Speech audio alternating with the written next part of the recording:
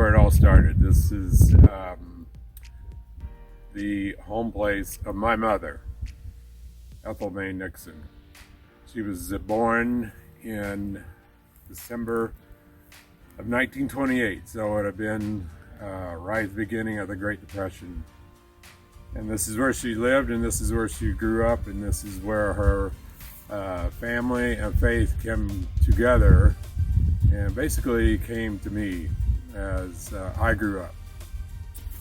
My mom was actually born in that room right there, and she lived here until she was a teenager, and then they moved down the road where it wasn't so much out of the way.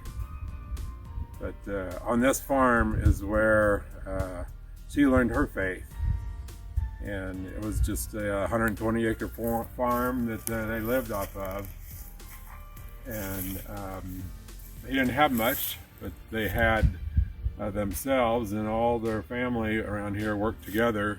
They supported each other, even though they lacked a lot of what we would call material goods.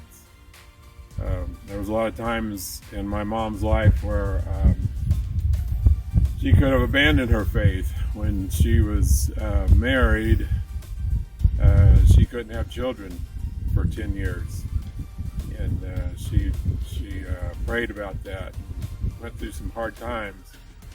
And then, lo and behold, 10 years later, she had me. And then 10 years after that, her husband, my dad, divorced her. So that was another time she could have lost her faith, but she didn't. She was steadfast in her faith, and her family supported her, and she kept her faith, and I saw how important her faith was to her, and it came into my life because I saw her actions. I saw the way she lived, and it became important to me as I grew up.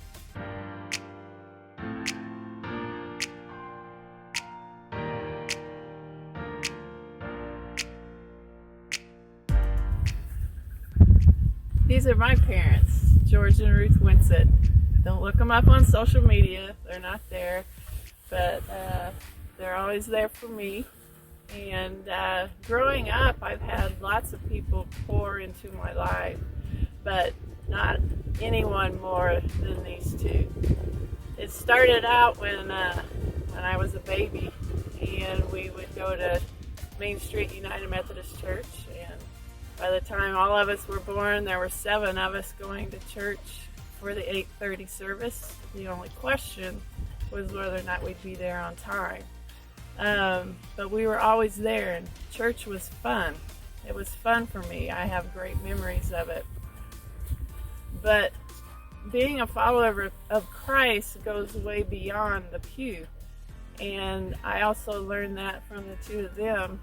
I remember Mom doing a lot for other people, nursing them back to health with her nursing background, and cooking for people who might have been less fortunate or going through a hard time.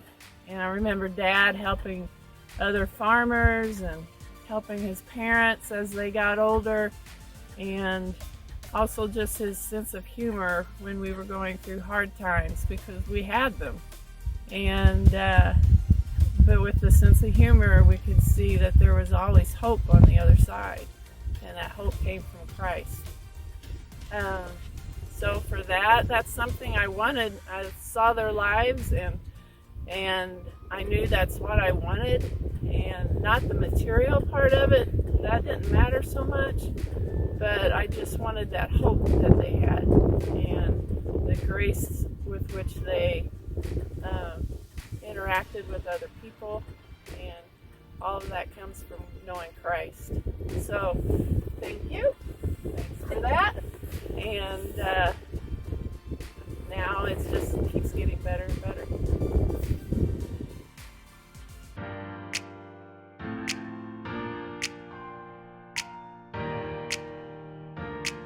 It really forced our faith on anyone. So all we can do is just try to be examples of Christ to them, and hopefully they'll see the hope that we have within us.